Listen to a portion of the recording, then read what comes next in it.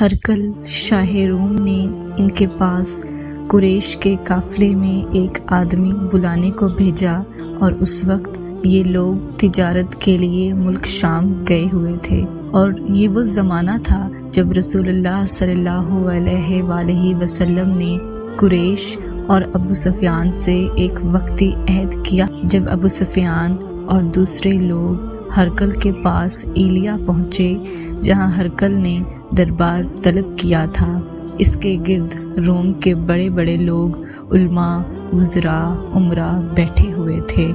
ہرقل نے ان کو اور اپنے ترجمان کو بلایا، پھر ان سے پوچھا کہ تم میں سے کون شخص مدعی رسالت کا زیادہ قریبی عزیز ہے؟ ابو سفیان کہتے ہیں کہ میں بول اٹھا کہ میں اس کا سب سے زیادہ قریبی رشتہ دار ہوں۔ یہ سن کر ہرقل نے حکم دیا کہ اس کو میرے قریب لا کر بٹھاؤ اور اس کے ساتھیوں کو اس کی پیٹھ کے پیچھے بٹھا دو۔ پھر اپنے ترجمان سے کہا کہ ان لوگوں سے کہہ دو کہ میں ابو سفیان سے اس شخص کے یعنی محمد صلی اللہ علیہ وآلہ وسلم کے حالات پوچھتا ہوں۔ اگر یہ مجھ سے کسی بات میں جھوٹ بول دے تو تم اس کا جھوٹ ظاہر کر دینا۔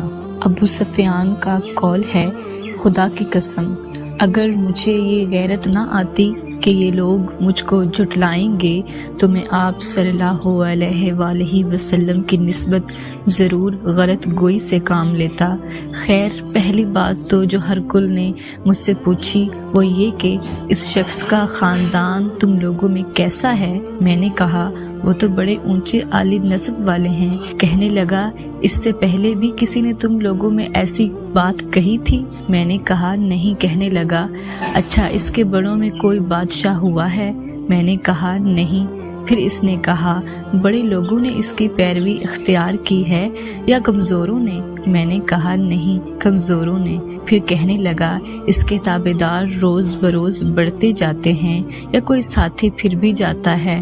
میں نے کہا نہیں۔ کہنے لگا کہ کیا اپنے اس دعوی نبوت سے پہلے کبھی کسی بھی موقع پر اس نے جھوٹ بولا ہے؟ میں نے کہا نہیں۔ اور اب ہماری اس سے صلح کی ایک مقررہ مدت ٹھہری ہوئی ہے، معلوم نہیں وہ اس میں کیا کرنے والا ہے۔ ابو سفیان کہتے ہیں، میں اس بات کے سوا اور کوئی جھوٹ اس گفتگو میں شامل نہ کر سکا۔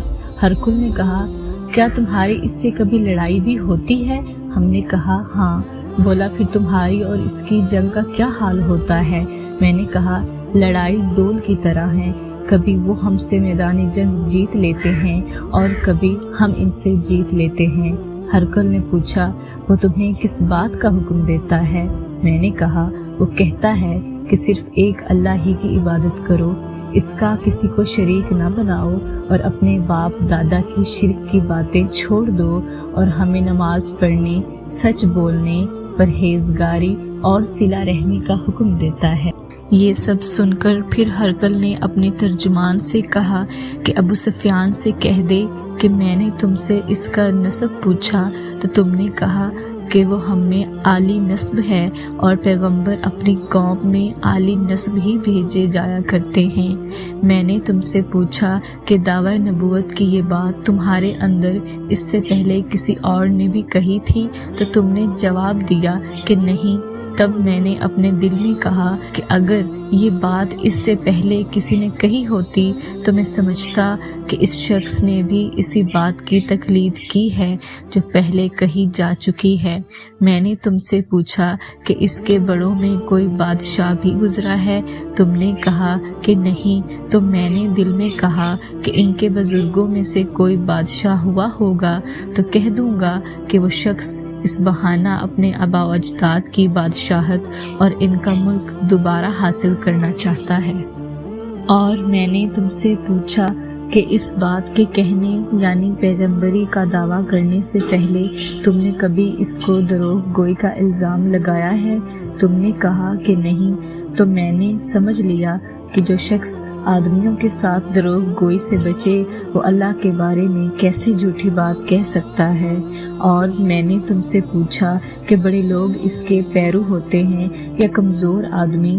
تم نے کہا کمزوروں نے اس کی اتباع کی ہے، تو دراصل یہی لوگ پیغمبروں کے متبعین ہوتے ہیں۔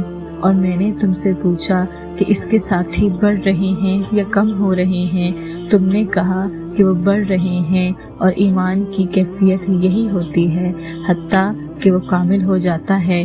اور میں نے تم سے پوچھا کہ آیا کوئی شخص اس کے دین سے ناخوش ہو کر مرتد بھی ہو جاتا ہے؟ تم نے کہا نہیں۔ تو ایمان کی خاصیت بھی یہی ہے، جن کے دلوں میں اس کی مسرت رچ بس جائے وہ اس سے لوٹا نہیں کرتے۔ اور میں نے تم سے پوچھا کہ آیا وہ کبھی عہد شکنی کرتے ہیں؟ تم نے کہا نہیں، پیغمبروں کا یہی حال ہوتا ہے، وہ عہد کی خلاف ورزی نہیں کرتے۔ اور میں نے تم سے کہا کہ وہ تم سے کس چیز کے لیے کہتے ہیں؟ تم نے کہا کہ وہ ہمیں حکم دیتے ہیں کہ اللہ کی عبادت کرو، اس کے ساتھ کسی کو شریک نہ ٹھہراؤ، اور تمہیں بتوں کی پرستش سے روکتے ہیں، سچ بولنے اور پرہیزگاری کا حکم دیتے ہیں۔ لہٰذا اگر یہ باتیں جو تم کہہ رہے ہو سچ ہے تو عنقریب وہ اس جگہ کا مالک ہو جائے گا کہ جہاں میرے یہ دونوں پاؤں ہیں۔ مجھے معلوم تھا کہ وہ پیغمبر آنے والا ہے، مگر مجھے یہ معلوم نہیں تھا کہ وہ تمہارے اندر ہوگا۔ اگر میں جانتا کہ اس تک پہنچ سکوں گا تو اس سے ملنے کے لیے ہر تکلیف گوارا کرتا۔ اگر میں اس کے پاس ہوتا تو اس کے پاؤں دھوتا۔ ہرقل نے رسول اللہ صلی اللہ علیہ وآلہ وسلم وہ خط منگوایا جو آپ نے دیا کلبی رضی اللہ عنہا کے ذریعے حاکم بصرہ کے پاس بھیجا تھا، اور اس نے وہ ہرقل کے پاس بھیج دیا تھا۔ پھر اس کو پڑھا تو اس میں لکھا تھا، اللہ کے نام کے ساتھ جو نہایت مہربان اور رحم والا ہے۔ اللہ کے بندے اور اس کے پیغمبر محمد صلی اللہ علیہ وآلہ وسلم کی طرف سے یہ خط ہے، شاہ روم کے لیے اس شخص پر سلام ہو جو ہدایت کی پیروی کرے۔ اس کے بعد میں آپ کے سامنے دعوت اسلام پیش کرتا ہوں۔ اگر آپ اسلام لے آئیں گے تو دین و دنیا میں سلامتی نصیب ہوگی، اللہ آپ کو دوہرا ثواب دے گا، اور اگر آپ میری دعوت سے روگردانی کریں گے تو آپ کی رعایا کا گناہ بھی آپ پر ہی ہوگا۔ اور اے اہل کتاب، ایک ایسی بات پر آ جاؤ جو ہمارے اور تمہارے درمیان یکساں ہے، وہ یہ کہ ہم اللہ کے سوا کسی کی عبادت نہ کریں اور کسی کو اس کا شریک نہ ٹھہرائیں، ورنہ ہم میں سے کوئی کسی کو خدا کے سوا اپنا رب بنائے۔ پھر اگر وہ اہل کتاب اس بات سے منہ پھیر لیں تو مسلمانوں، تم ان سے کہہ دو کہ تم مانو یا نہ مانو، ہم تو ایک خدا کے اطاعت گزار ہیں۔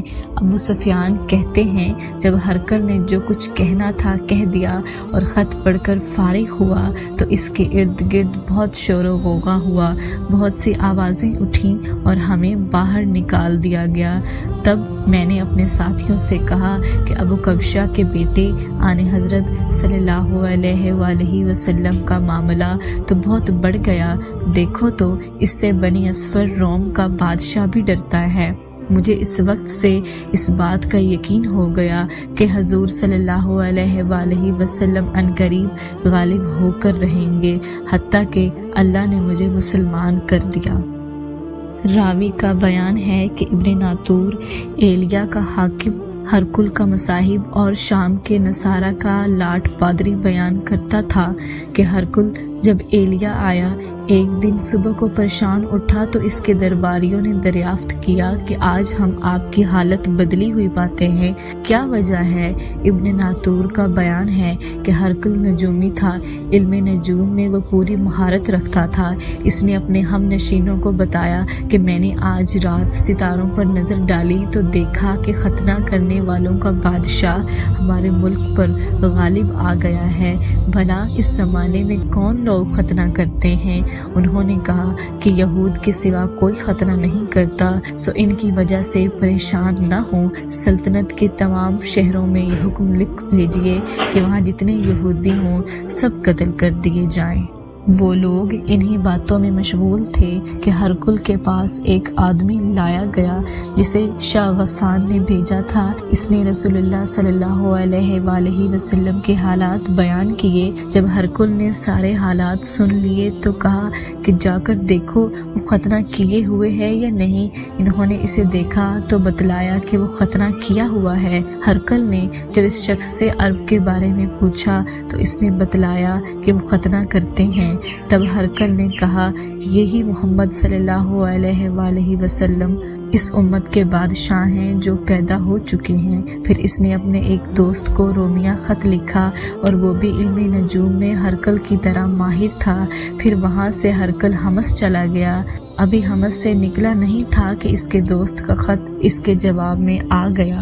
اس کی رائے بھی حضور صلی اللہ علیہ وآلہ وسلم کے ظہور کے بارے میں ہرکل کے موافق تھی کہ محمد صلی اللہ علیہ وآلہ وسلم واقعی پیغمبر ہیں۔ اس کے بعد ہرکل نے روم کے بڑے آدمیوں کو اپنے حمص کے محل میں طلب کیا اور اس کے حکم سے محل کے دروازے بند کر لیے گئے۔ پھر وہ اپنے خاص محل سے باہر آیا اور کہا، اے روم والوں، کیا ہدایت اور کامیابی میں کچھ حصہ تمہارے لیے بھی ہے؟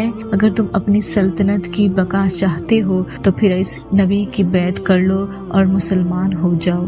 یہ سننا تھا کہ پھر وہ لوگ وحشی گدھوں کی طرح دروازوں کی طرف دوڑے مگر انہیں بند پایا۔ آخر جب ہرکل نے اس بات سے ان کی یہ نفرت دیکھی اور ان کے ایمان لانے سے مایوس ہو گیا تو کہنے لگا کہ ان لوگوں کو میرے پاس لاؤ۔ جب وہ دوبارہ آئے تو اس نے کہا، میں نے جو بات کہی تھی اس سے تمہاری دینی پختگی کی آزمائش مقصود تھی، سو وہ میں نے دیکھ لی۔ تب یہ بات سن کر وہ سب کے سب اس کے سامنے سجدے میں گر پڑے اور اس سے خوش ہو گئے۔